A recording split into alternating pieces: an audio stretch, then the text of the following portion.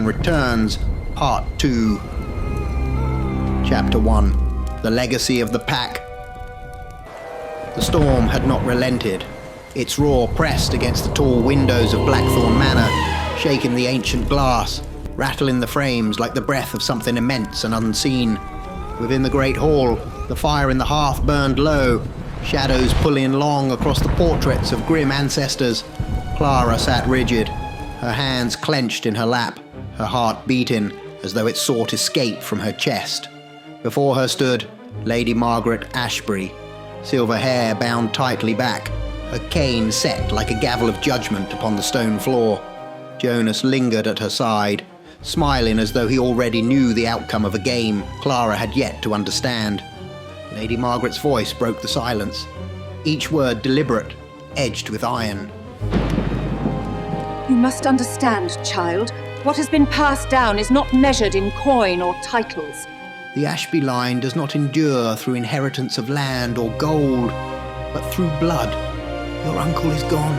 He was of the pack, and when one of us falls, another must rise to take their place.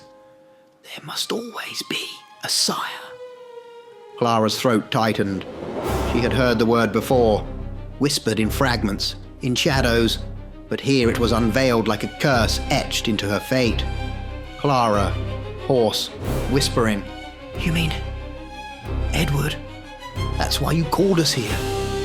Jonas chuckled darkly, stepping forward, his shadow long in the candlelight.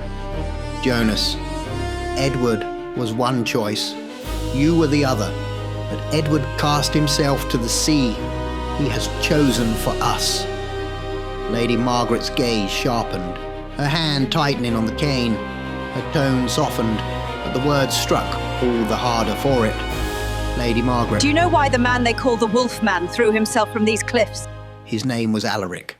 Alaric Ashbury. He was my love. The name seemed to hang in the hall, heavy with sorrow. Clara's breath caught. Lady Margaret, continuing, I stopped him once long ago when he sought to end the curse, not because I feared his death, but because he was to sire. He was to be the father of a new pack, yet he could not bear the burden. He called it torment, called it damnation, and in his cowardice, he leapt into the sea rather than continue our legacy. Her voice trembled, but with rage, not grief. Lady Margaret, he went without me, left me to carry the duty alone, so I found another sire, another father for the pack, but now he too has gone to dust. She leaned closer, her eyes piercing Clara's. Lady Margaret, firm. And so, it falls to you. The bloodline must endure. You will be the mother of the next pack, and Jonas will be the father. Jonas's smile grew sharper, triumphant, his eyes glinting with something feral. Clara felt the walls close in around her, the portraits watching, the storm outside thundering like a drumbeat of fate. Chapter 2. The Prisoner of Ashbury. The storm had not ceased its assault, hammering the walls of Blackthorn Manor as if to shake the truth loose from its stones. Clara paced the narrow chamber where she had been confined, her palms raw from battering the heavy oak door. At last, she turned to the tall, narrow window. It was set high in the wall, the glass thick, old, its iron fastenings rusted with age. Desperation lent her strength. She pulled at the latch, shoved her shoulder against the frame, even struck at it with the heel of her boot. The glass rattled but held, as though the house itself resisted her escape. The door creaked suddenly behind her. Clara whirled, breathless, to see Jonas stepping into the room, his dark silhouette, framed by the candlelight of the corridor. His smile was sharp, hungry. Jonas mocking calm. I don't know why you're trying so hard. It is a privilege, Clara, a privilege to be an Ashbury. And it will be a greater privilege still, to sire my children, our own pack. He stepped closer, voice dropping lower, more intimate, more sinister. Think of it! Think of what we're doing. We will continue to breathe the line. far beyond whatever Lady Margaret and Alaric could have dreamed. Without Alaric, the pack grew weak, but us together, we will make it strong again.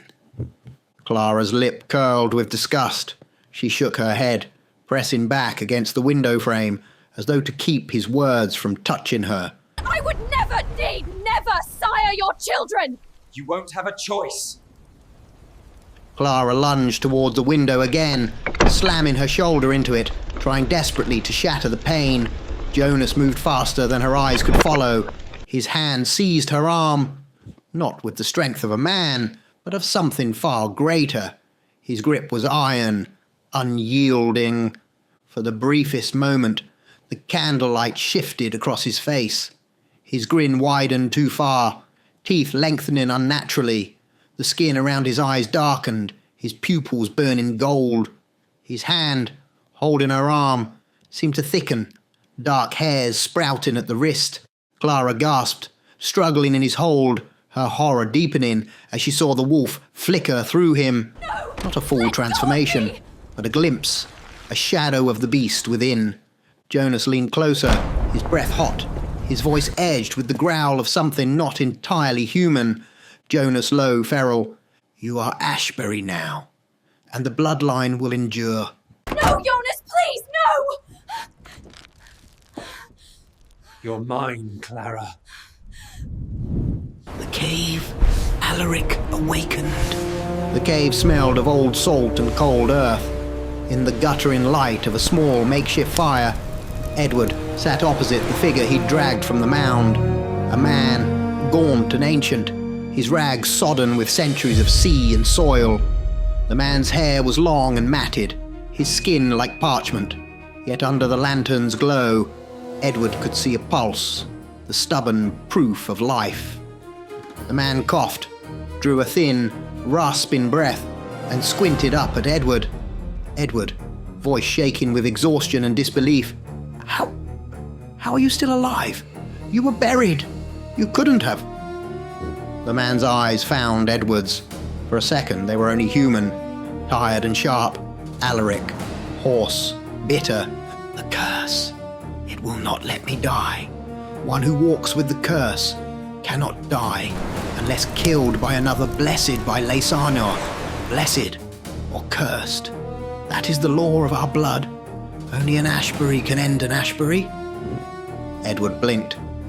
Ashbury, he whispered, remembering the portraits and Lady Margaret's cane. Alaric, nodding slowly. Aye, Ashbury. Names bind us.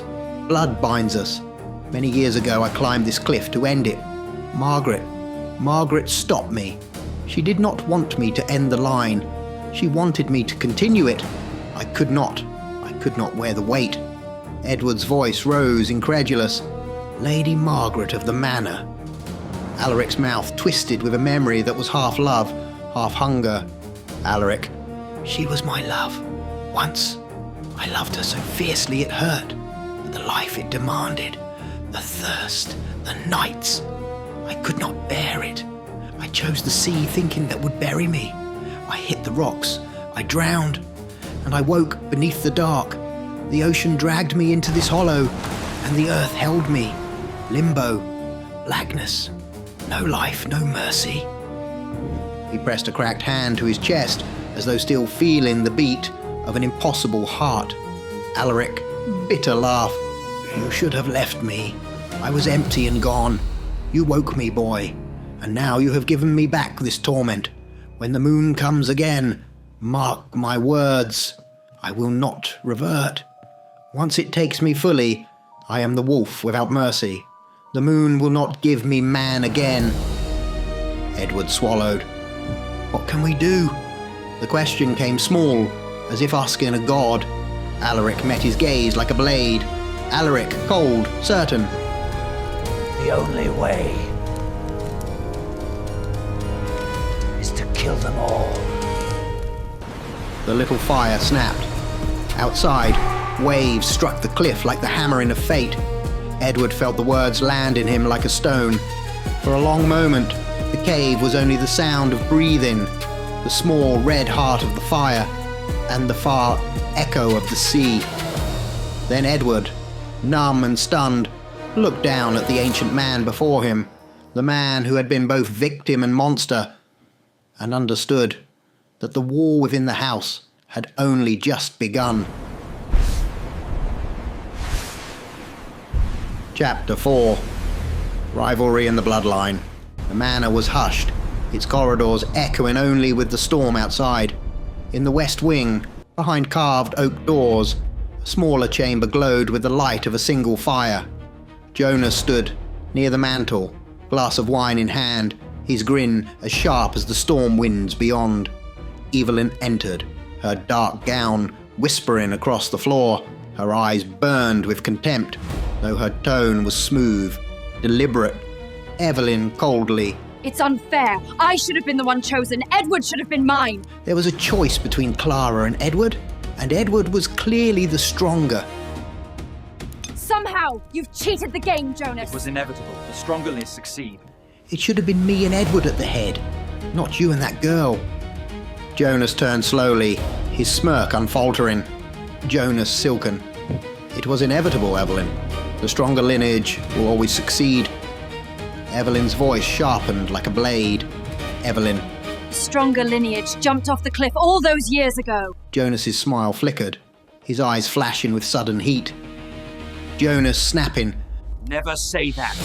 We are stronger without him. Evelyn stepped closer, the firelight catching the steel in her gaze. Evelyn, measured, bitter.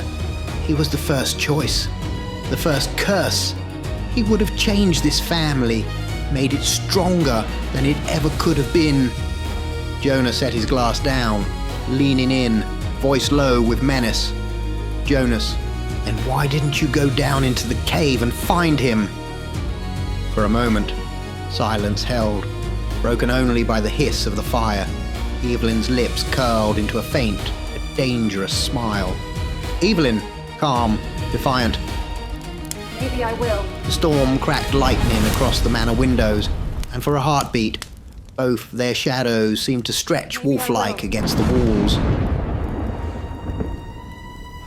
Chapter 5. The Consecration of the Ashburys. The silence of the manor broke with the sharp, violent bang of Lady Margaret's cane against the flagstone floor. The sound rang like a hammer strike, commanding, summoning. Lady Margaret, shouting. Jonas! In the chamber, Jonas turned towards Evelyn, his grin taut, his eyes alive with excitement. Jonas low, urgent. Time to go. He swept from the room, his coat flaring in the firelight. Evelyn remained where she stood, watching him vanish through the door, her face stilled into something cold, calculating. She glanced to the storm-lashed windows, and in her eyes, a plan began to form. In the great hall, the fire roared, portraits staring down as though witness to the ritual. Lady Margaret stood at the head, cane planted firmly before her, her silver hair glowing in the blaze. Jonas knelt at her side, his head lowered in feigned humility. Around them, family gathered, cousins, relatives, faces half lit by fire and shadow. Lady Margaret, resonant, commanding. It is time. Time to consecrate the family of Ashbury. Jonas! You will do your family proud. Your prize awaits in the room above. It is time for you to take it. The gathered kin bowed their heads. Then one by one the air thickened, bodies shuddering as if gripped by unseen force. A growl rose, low and collective, fingers twisted into claws, teeth lengthened, eyes burned yellow. Their forms warped and surged, human faces distorted into lupine snarls. Cloth tore, bones shifted. The great hall filled with the sound of beasts, where once had been kin. The Ashburys stood, revealed, the pack entire. Upstairs, Clara's room. Clara pressed against the window, her nails tearing at the frame. The glass rattled under her desperate fists, but the ancient panes would not break. Breathless, she turned, eyes wide with terror, her back against the wall. From beyond the door came the heavy tread of footsteps. Slow, deliberate, climbing the stairs. The floorboards creaked with each approach. Clara pressed her hand over her mouth to silence her breath, her whole body trembling. She knew now. The truth was bare. This was why she and Edward had been called. Not to inherit wealth, not to hear the will, but to continue the bloodline on the cliff top. Lightning lit the coast in a jagged flash. Evelyn stood at the edge of the cliff, her gown torn in the wind, her gaze locked on the dark sea below. Her expression was not fear, but strategy. She whispered to herself, voice nearly lost in the storm. Evelyn, coldly. If they crown Jonas, the family will rot. Perhaps the pack needs another choice. The waves crashed far below, the cave's mouth yawning in darkness. Evelyn's eyes narrowed. The storm howled. A plan had taken root.